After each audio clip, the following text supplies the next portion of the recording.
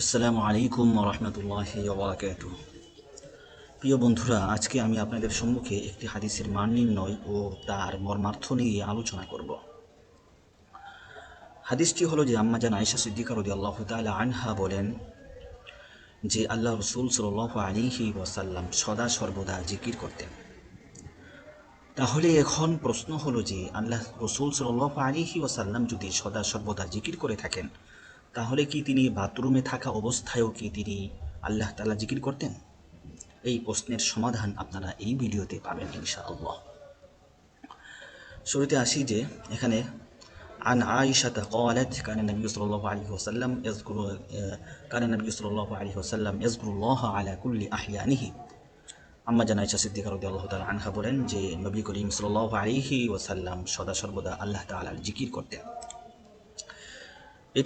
এটি হলো যে মুসলিম শরীফের হাদিস, সহিহ মুসলিমের হাদিস। আপনারা দেখেন আল কিতাব আল মুসনাদ আস সহিহ আল মুখতাসার বিনকদিল আবদি আনিল আবদি ইলা রাসূলিল্লাহ সাল্লাল্লাহু আলাইহি ওয়াসাল্লাম আল মুআল্লিফ মুসলিম। এটা হলো যে সহিহ মুসলিমের, এটা হলো যে পূর্ণাঙ্গ নাম আল মুসনাদ আস সহিহ আল মুখতাসার বিনকদিল আবদি আনিল আবদি ইলা রাসূলিল্লাহ সাল্লাল্লাহু আলাইহি ওয়াসাল্লাম আল মুআল্লিফ ইমাম মুসলিম। এটা হলো সহিহ মুসলিমের 117 নম্বর হাদিস। এখানে আম্মা জান আয়েশা রাদিয়াল্লাহু তাআলা আনহা থেকে বর্ণিত এটা হলো সম্পূর্ণ হাদিস। এখানে যে সুন্নতটা আছে, এখন আমরা আগে জানবো যে এই হাদিসটা সহিহ কিনা। হাদিসের হাদিসের আমরা প্রথমে হাদিসের মান নির্ণয় করব যে এটার সহিহ কিনা। এখানে যেহেতু এটা সহিহ মুসলিমের হাদিস, তাহলে এই হাদিসটা সহিহ। কারণ ইমাম মুসলিম রহমতুল্লাহ আলাইহি তিনি তার সহিহ গ্রন্থের মধ্যে ওই সমস্ত হাদিসই নিয়ে আসছেন যেগুলো সহিহ।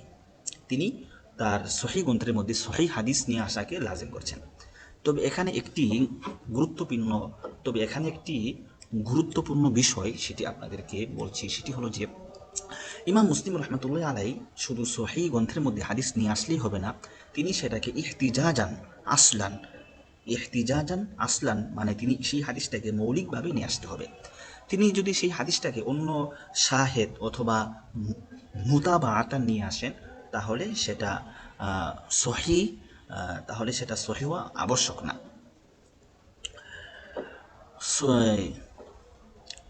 মুতাবাআতান অথবা যদি শাহেদা নিয়ে আসেন, মানে অন্য হাদিসের সমর্থনকারী হিসেবে যদি নিয়ে আসেন, অন্য হাদিসের সমর্থনকারী হিসেবে নিয়ে আসতেছেন, তিনি এই হাদিসটাকে আসলান মৌলিকভাবে তিনি নিয়ে আসতেছেন না।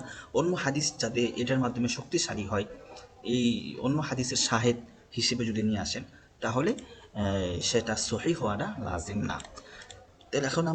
তাহলে এখন কথা হলো যে আমরা কেমনে বুঝবো যে ইমাম মুসলিম রহমতুল্লাহ আলাই এই হাদিসটাকে ইহতিজাজান মানে মৌলিকভাবে নিয়ে আসছেন, এটা আমরা কেমনে বুঝবো? এটা বোঝার কায়দা হলো যে ইমাম মুসলিম রহমতুল্লাহ আলাই তিনি যদি সম্পূর্ণ সনদ বর্ণনা করেন, যে হাদিসটাকে নিয়ে আসছেন সেটা যদি সম্পূর্ণ সনদ বর্ণনা করেন, তাহলে আমরা বুঝে নিব যে তিনি সেটাকে ইহতিজাজান নিয়ে আসছেন, মৌলিকভাবে নিয়ে আসছেন। তিনি এই হাদিসটার এখানে সম্পূর্ণ সনদ বর্ণনা করেছেন, তার থেকে নিয়ে একেবারে আল্লাহ রসুল সাল্লাল্লাহু আলাইহি ওয়াসাল্লাম পর্যন্ত, একেবারে সাহাবী পর্যন্ত তিনি এখানে সম্পূর্ণরূপে সনদ বর্ণনা করেছেন। তাহলে আমরা বুঝতে পারলাম যে এই হাদিসটাকে ইমাম মুসলিম রহমতুল্লাহ আলাই তার সহিহ মুসলিম গ্রন্থের মধ্যে ইহতিজাজান নিয়ে আসছেন, তাহলে এই হাদিসটা সহিহ। এখন এই হাদিসটা সহিহ হওয়ার পর এখন আমাদের কথা হলো যে আম্মা জান আয়েশা সিদ্দিকা রাদিয়াল্লাহু তাআলা আনহা আল্লাহ রাসূল সাল্লাল্লাহু আলাইহি ওয়াসাল্লাম সম্পর্কে বললেন যে আল্লাহ নবী সাল্লাল্লাহু আলাইহি ওয়াসাল্লাম সদা সর্বদা জিকির করেন। তাহলে এখন প্রশ্ন হলো যে তাহলে কি আল্লাহ রাসূল সাল্লাল্লাহু আলাইহি ওয়াসাল্লাম বাথরুমেও আল্লাহ তাআলা জিকির করেন? এই প্রশ্নের সমাধান আপনাদেরকে দিচ্ছি। সেটি হলো আল ওয়াবিলুস সয়্যিব মিনাল কালিমিত তয়্যিব, এটি লিখেছেন ইবনে কাইয়িম আল জাওজিয়া রাহমাতুল্লাহি আলাইহি। এই কিতাবের তিনি এখানে সুন্দর করে ব্যাখ্যা করেছেন। এই দেখেন আল কিতাব আল ওয়াবিলুস সয়্যিব মিনাল কালিমিত তয়্যিব লিখেছেন মুহাম্মদ ইবনে আবি বকর ইবনে আইয়ুব ইবনে সাদ শামসুদ্দিন ইবনে কাইয়িম আল জাওজিয়া। তিনি ইবনে কাইয়িম আল জাওজিয়া নামে তিনি মারুফ এবং মাশহুর। ইবনে কাইয়িম আল জাওজিয়া, আল্লামা ইবনে কাইয়িম আল জাওজিয়া, তিনি এখানে এই হাদিসের সুন্দর একটি ব্যাখ্যা করেছেন।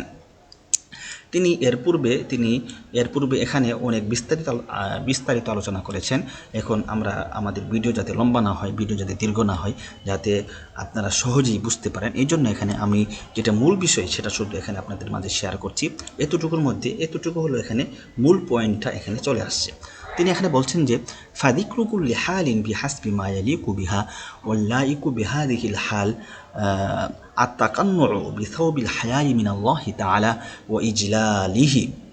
وإجلاله وذكر نعمته عليه وإحسانه إليه في إخراج هذا العدو المؤذي له لو بقي فيه لقتله। তিনি বলছেন যে তিনি এখানে বোঝাতে চাচ্ছেন যে আল্লাহ রাসূল সাল্লাল্লাহু আলাইহি ওয়াসাল্লাম যে সদা সর্বদা জিকির করেন, এখানে সদা সর্বদা জিকির করা দ্বারা উদ্দেশ্য হলো যে তিনি যে স্থানে যেভাবে জিকির করা দরকার, যেভাবে জিকির করা উপযুক্ত, তিনি সেই স্থানে সেভাবে জিকির করেন। তিনি এখানে এটা বোঝাতে চাচ্ছেন। বলছেন ফাদিক্রু কুল্লি হালিন বিহাসবি মা ইয়ালিকু বিহা, যে তিনি প্রত্যেক স্থানে জিকির করেন, এর দ্বারা উদ্দেশ্য হলো যে স্থানে যেভাবে জিকির করা দরকার তিনি সেই স্থানে সেভাবে জিকির করেন। এখন এরপরে তিনি বলছেন ওয়াল্লাইকু বিহাদিল হাল, অর্থাৎ বাথরুমে থাকা অবস্থায় এই স্থানে তিনি কিভাবে জিকির করেন, এই স্থানে কিভাবে জিকির করা দরকার, কিভাবে জিকির করা উপযুক্ত, এই স্থানে জিকির করা তিনি এখানে বলছেন এতটুকুর মধ্যে যে এই স্থানের মধ্যে যে আল্লাহ তাআলার প্রতি আল্লাহ তাআলার নিয়ামতকে স্মরণ করা, আল্লাহ তাআলার যে বরত্ব আছে এই বরত্বকে মানে স্মরণ করা, এবং আল্লাহ তাআলার যে অনুগ্রহ আছে সেটা স্মরণ। আল্লাহ তাআলার অনুগ্রহ কি এই স্থানে আল্লাহ তাআলার অনুগ্রহকে স্মরণ করা।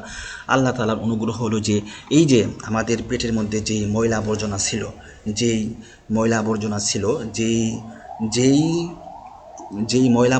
যদি এই আমাদের পেটের মধ্যে যদি রয়ে যেত, তাহলে এই ময়লা আবর্জনা আমাদেরকে মেরে ফেলতো।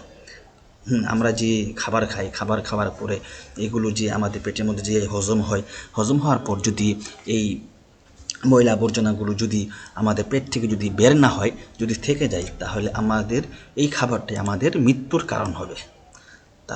এরপরে তিনি বলছেন যে ফান্নিয়ামাতু ফি তাইসিরি খুরুজিহি কান্নিয়ামাতি ফি তাগযিবিহি। তো সুতরাং যেরকমভাবে আমাদের আহার করার জন্য যে সমস্ত জিনিস আছে, ফল ফ্রুট খাদ্যদ্রব্য, এইগুলো যেরকম নিয়ামত, ঠিক এইগুলো আহার করার পর এই সমস্ত যেগুলো আমরা হজম করার পরে যে ময়লা আবর্জনা হয়, সেগুলো আমাদের পেট থেকে সহজভাবে বের হওয়া, এটাও আল্লাহ তাআলার নিয়ামত। এই নিয়ামতকে সেই সময় স্মরণ করা, আল্লাহ তাআলার বরত্ব স্মরণ করা, এটাই হলো সেই সময় আল্লাহ তাআলা জিকির, আল্লাহ তাআলার স্মরণ।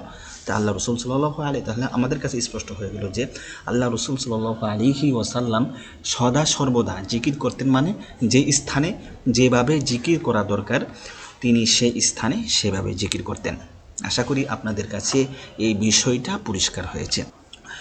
আপনাদের যদি আরও অন্য কোনো হাদিসের মান নির্ণয় ও ব্যাখ্যা সম্পর্কে জানার আগ্রহ থাকে, তাহলে আপনারা কমেন্ট সেকশনে কমেন্ট করুন। আমরা ইনশাআল্লাহ পরবর্তী ভিডিওগুলোতে সেই হাদিসের মান নির্ণয় ও ব্যাখ্যা করার চেষ্টা করব। ওমা তাওফীকি ইল্লা বিল্লাহ।